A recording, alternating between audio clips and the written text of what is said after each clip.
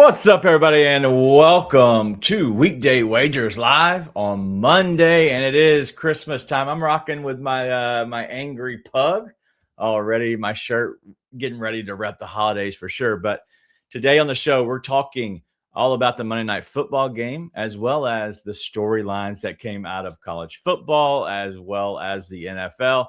And then we'll give you our two plays, send you on the way with our prime time pay dirt, and we're going to have a day. But before we get to our day on the show and bringing in Robbie, who's in for Mark, who's on vacation, let's talk about how we did. And Amags and I, we sucked. Amags, very, very bad hit on, just on his JMU play. They were up by 21 the entire game. And then JMU, the last drive of the game, goes down 99 yards, scores a touchdown to cut that game to 17. I had two bad beats in here. One, missed field goals, but also the other one was, what are we doing? 58 points in the first quarter. You couldn't do 59. Not one more hit free throw. We just missing so many shots. Yeah, it pissed me off. But we move on to today, where we both have plays on the Monday Night Football game that is tonight between the 49ers and the Indianapolis Colts. So let's not waste any more time. The guy who went 4-0, he is Robbie Hockey. What up, man? What's up, DG? Yeah, I may have been lagging, but don't call me Lagway, because at least I can win. That's a shot at DJ Lagway, former Florida Gator quarterback, I should say. No doubt. I love that. And yes, sweeping the board is always going to be a big cash with us, because you rescued me and Amags. We went 6-6 just across the board. We had a lot of plus money plays in there as well. So I think we broke even if you played all 12. But in the end of the day, well, it's not what we like. We like to win more than we lose. But thanks to everybody for hanging out with us already. It is the holiday week. I see that Joe, Kim, and even Helen's son, Calvo, is here. Always repping us, his fellow gamblers, the fellow gambling community. We're still rocking as always here on a Monday. But let's talk about storylines, because you shared one with me that I had no idea about in college football. So tell me that one first, because that one actually tickled me a little bit. Yeah, Bobby Petrino hopped on his Harley and he's headed to North Carolina to be the offensive coordinator for Bill Belichick. It's just the storylines, the memes write themselves. I've already seen the meme with Belichick's girlfriend on the back of the Harley and Petrino riding off. It's a meme show. That's all I can call it. It's a meme show right now. That's so funny, because like one of the guys who at one point was blackballed and Bobby Petrino now is joining Bill Belichick, who, in all honesty, he's like, I don't care what happens outside. If you're not in trouble with the law, if you're not in trouble with anything else, if you're allowed to coach, I just want you for coaching. And so that actually checks out with Bill Belichick for sure. But let's go to the NFL. Anything jump out to you? Any performances, anything that was big over the course of the NFL Sunday, Saturday, or even Thursday, if we want to go back that far? Yeah, there's a few things. The DK Metcalf and the fan altercation, been seeing a lot of different things going on with that. Miss Kim sent me a message that I guess that same fan had antagonized DK when he played for Seattle. So that's kind of weird. And then the game ending itself, that I hate when the referees play that big of a factor in the game, and they have been pretty terrible both ways during the whole game. And then last night's game, Derrick Henry sitting at 18 for almost 130 yards and 2 touchdowns, and you don't give the guy the ball in the fourth quarter, so you deserve to lose, Baltimore. You have your backup quarterback in as well. That didn't make sense to me. I'm not sure what was going on with that. Yeah, I don't get why you would not ride Derrick Henry at that point. Like, you just completely just say, hey, we're going to use you as a decoy, or we're going to give you the ball, and just dare them to stop you. Because of the fourth quarter, Derrick Henry, you're gassed, you're tired. You don't want to see a 6'3", 6'4", 250 guy running at you, full pads and everything, and he's getting downhill and he's going through your chest. That's not what you want in the fourth quarter. You don't want that anytime, but definitely not in the fourth quarter. That doesn't make sense. That just sounds like coach malpractice, in my opinion. I don't know what comes out of that. Honestly, I don't know if Lamar's hurt. I don't know if there's something going on with Derrick Henry that they won't give him the rock there in the fourth quarter. But we'll kind of see how that all plays out. Do you think Lamar's done for the season, though? They call it back issues, and I guess since they're still somewhat in the playoff run, I don't see them as being any kind of a factor in the playoffs. But I don't know. He's been that way all season. Yeah. It's always something, it seems like, this season. So it wouldn't shock me. Pittsburgh's 9-6 now. I think Baltimore's dropped to 7-8. So it's a big uphill battle for them to climb to even get back in the division now. Yeah. Well, Helen Son Calvo says DK is about to get sued big time. Do you think that could be? But also, you know what? Let's leave the lawsuit stuff out of it. We'll leave personal life out of it. Let's talk about just the NFL on the field. Do you think there's an opportunity where the NFL steps in and says, like, hey, this can't happen? We're giving you a 3-game suspension. The reason I say 3 is because you have week 17, 18, and then the first week of the playoffs, which they will be playing in, because they will be making the playoffs at this point. So he would miss the first playoff game. Do you think there's any way the NFL would do that? No, I feel like it's going to be, if anything, a game and then a huge fine, because no matter what the guy said, you're the entertainer. You can't put hands on him. Now, you can go over and say whatever you want to him to an extent. I've seen NFL players get fined for that too. So it's best just to block it out. I don't know what the whole deal is, but I see probably at least a game. I don't see 3, but I think a game maybe. Yeah, Derek says not a chance. So listen, that's probably the truth. But I think that there has to be something that comes out of this. There's no that they're going to let him continue to keep playing. And so I'm just curious what comes out of this whole thing. But I want to ask you one more question about Sunday, because this happened on Saturday. But in this game, we saw the Packers, go down to the Bears. The Packers were obviously with Malik Willis, who he's not a good quarterback. Let's just call it a spade a spade. He's not good. Jordan Love's not there to play in this game. The Bears come out, and honestly, it was a miracle. Like, they got the onside kick. They threw the touchdown to win the game. Like, all of that had to happen for them to win this game against a backup quarterback. Are the Bears frauds? I've said it all season. I'm just going to continue saying it. Why not? Yes. I don't. They're going to have – look, Bears fans and Dallas fans share a similar trait, is you get your hopes up and they're going to get crushed. One way or another, they may go into the playoffs. Hell, they may even get like a 1 or 2 seed. They're still going to get crushed. It's going to happen. It's just a matter of time. Yeah, no doubt. All right, well, let's go to the game tonight. It's a 5.5 point spread as of right now, favoring the San Francisco 49ers. The total is what it is. We're not sides and totals guy, but I'm going to ask you about how this game plays out, because that's the biggest thing for me, is how the 49ers get it done, because they have obviously something to play for and potentially winning the division. It can still mathematically happen, but realistically, they want to just get into the playoffs. So they have to win, but also if the Colts don't win, they're completely out. And so at this point, how it all shapes up, 5.5 money line, anything you're looking for in this game, and how the complete storyline of this game plays out. Yeah, so for 49ers, I think throwing the ball is going to be their biggest strength, especially with everybody down in Indy. I think they're going to let Brock Purdy chuck it tonight is what I would expect to happen. Then on the other side, I expect Indy to run the ball. Like, you're going to have to rely on Jonathan Taylor. And 49ers have been gashed recently by running backs. Tony Pollard, I know, went for 100+. I can't remember who they faced the week before, but he almost had 100+ as well. So there's opportunity for Jonathan Taylor to get his. And if Indy can just control the ground game and stay within this game, maybe even a field goal, they'll have a fighter's chance like last week against Seattle.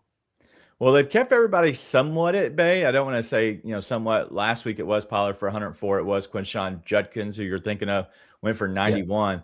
Before that, Rico Dowdle 38, and it was Michael Carter of Arizona, which they have, a triple header there, in the backfield, only running for 6 yards. But then Kyron Williams 73, Devin Singletary running for 43, 56, 40, 65, 65. Nobody's like going crazy against them, but they're chunking up, getting some yardage. But now you're going against one of the best backs in the league, if not potentially the best back in the league, and Jonathan Taylor. That has potential to check out, because you also have Phillip Rivers, who isn't that good at throwing still at the ripe old age of 44. So I think that's kind of what we're at, is we're going to have to lean on Jonathan Taylor for sure.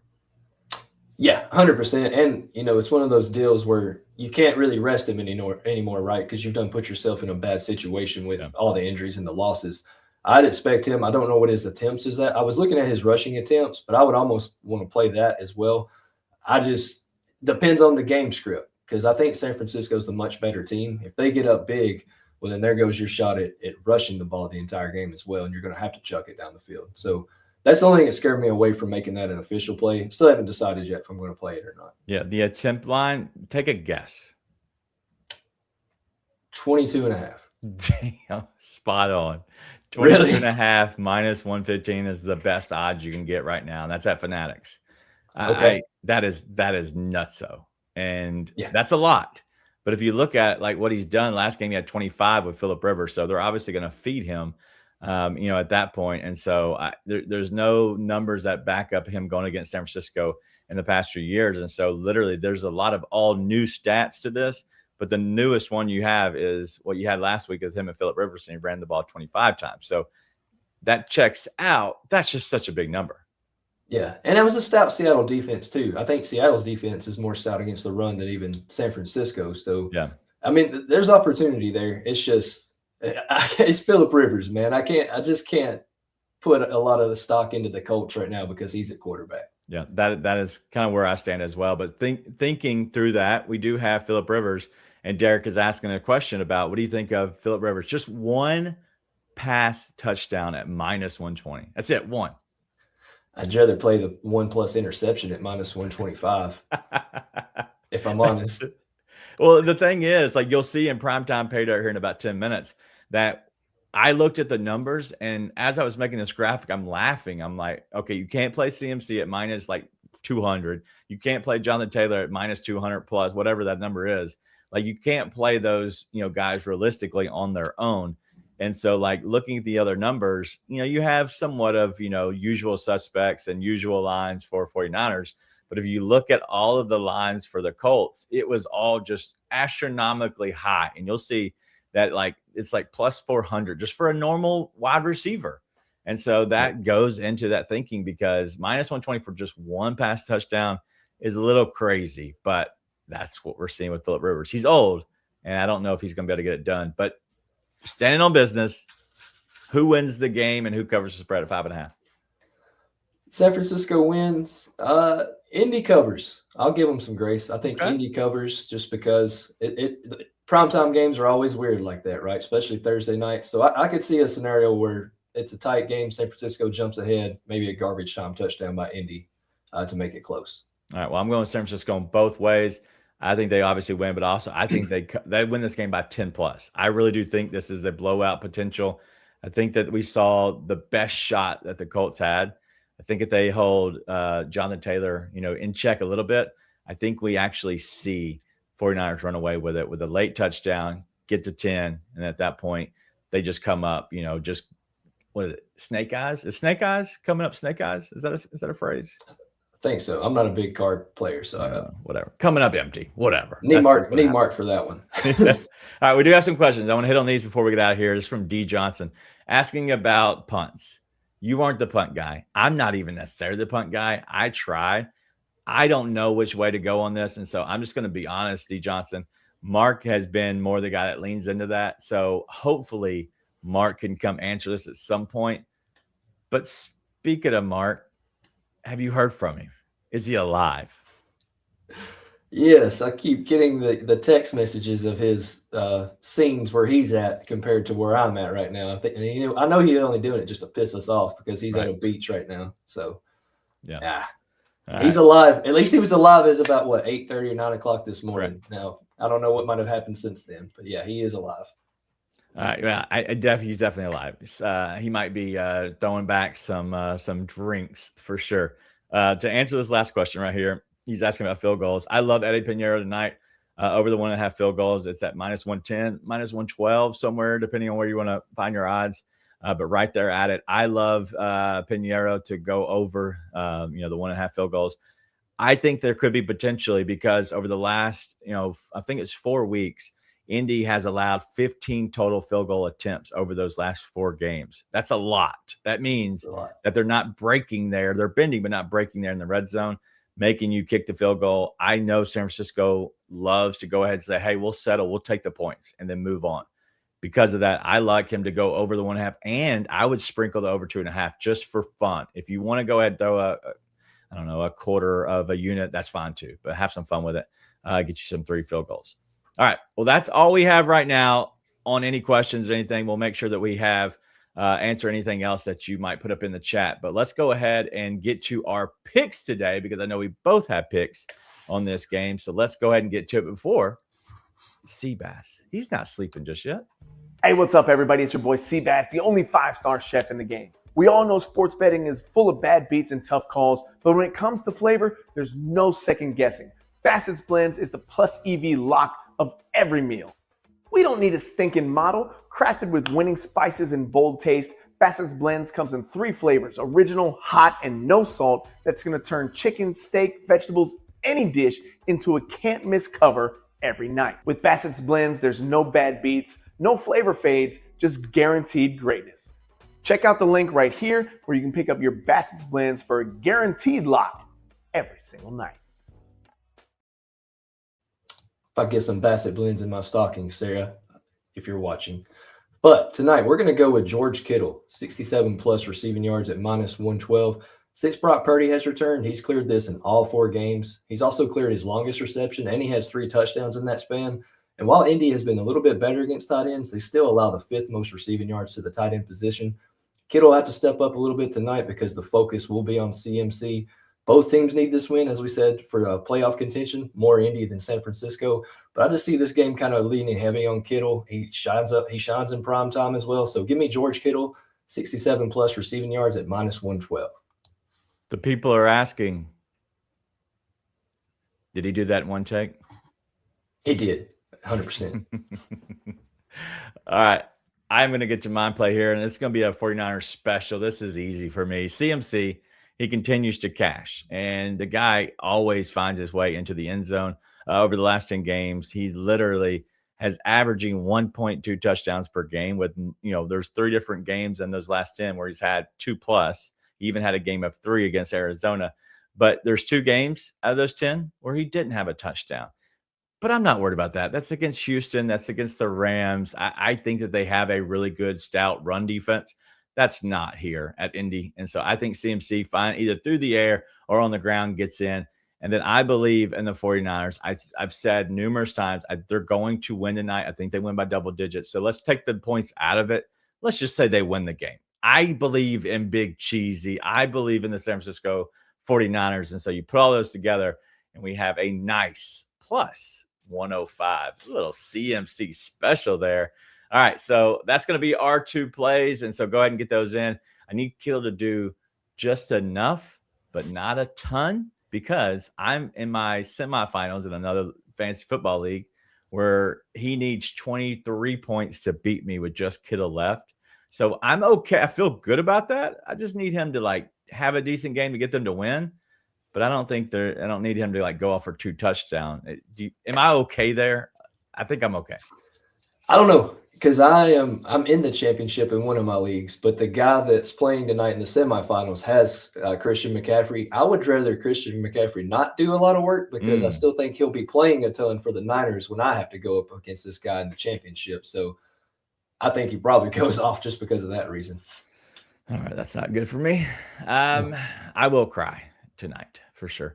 How many?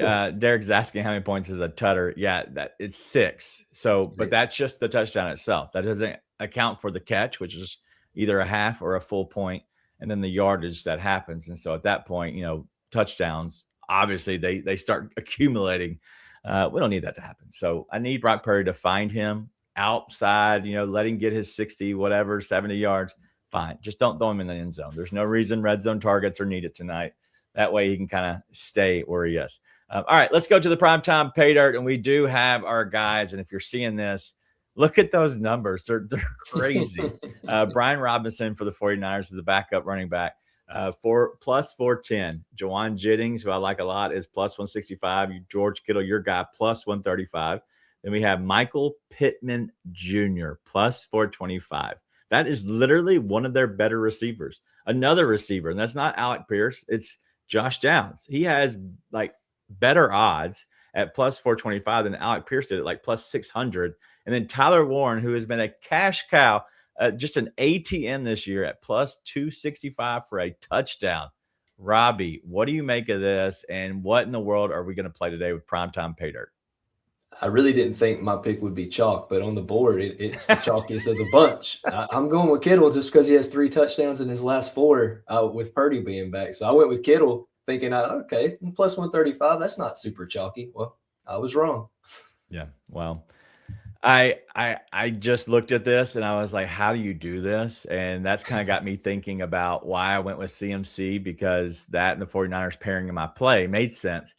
I think Jawan Jennings has a night. He has continuously scored over the last, I believe it's 6 games. He's had 6 touchdowns. One of those games against Arizona, he didn't have a touchdown, but the last 6, he's had a touchdown in every single one but one. So plus 165, I'm going right next to you. I'm not chalky, but I'm the next chalkiest outside of the 2 running backs. And so, yes, that's gross. But let me know who you're thinking about, who's going in the chat. Love to know who y'all have planned tonight. But we're going to try to be a little faster these days because we want to make sure that we get people their time. And I know everybody's busy with family, so we don't want to take up too much of your time. But we do have a special guest tomorrow, and we're going to do, because we are off on Wednesday, which is Christmas Eve, Thursday, Christmas, and Friday.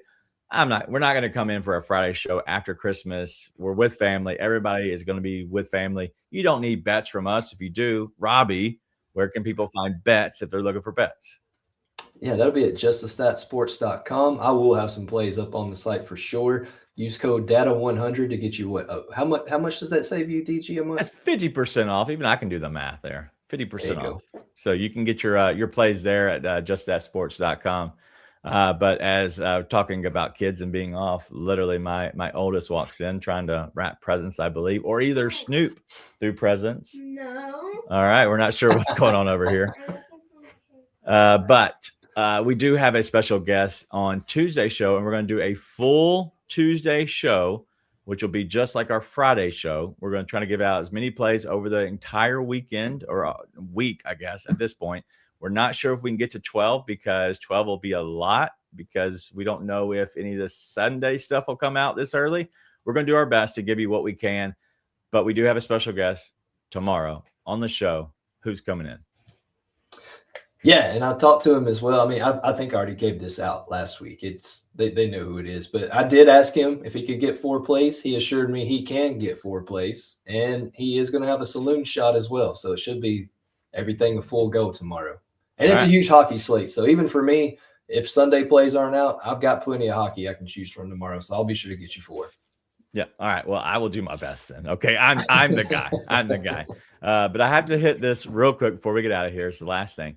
Nate G, I get it. The Stars embarrassed the Ducks. And this is the second time he's told me this. And so I had to make sure I said something about it. But yes, they embarrassed the Ducks once again. Our goalie, Dossel, whatever his name is, I don't believe he's back yet. I know he came back, but then he left. I'm not sure if he's all the way back. There's another kid. But yes, that's kind of where I'm at right now. The Ducks are taking it easy right now. So give us a break. Not a big deal. I was going to tell you real quick. They're playing Seattle, so I mean, I could play goalie against Seattle and probably come out all right. Dostal is projected as far as what Doink is saying to play tonight. I agree. And I saw Cutter Gold Chain plus 180 for a goal. I'm already on that. That's one of my favorites tonight for a goal. So simpatico right there with you, Nate. See, even Nate knows, hey, you know what? We might not have beat the Dallas Stars, but he not going to allow that to affect his bias. You know, he's going to allow Mr. Gold Chain to score one tonight at plus 180. All right. Well, that's all we have. Miss Margot is hanging in from behind me and just trying to peek over my shoulder. She looks like a little elf at the moment. But that's why we're going to try to do these shows a little bit faster because one, we got work to do, but also we got family that wants to all hang out at times. But tomorrow's show, we'll make sure we do a full rundown like a normal Friday show and do a full show. Hopefully we'll have the 12 picks, and I'm talking about myself. I'm going to try my best to have the full picks for sure. But for Robbie, I am DG. Thank you all for hanging out with us here on a Monday. We'll see everybody tomorrow. Do not miss the show. See you then.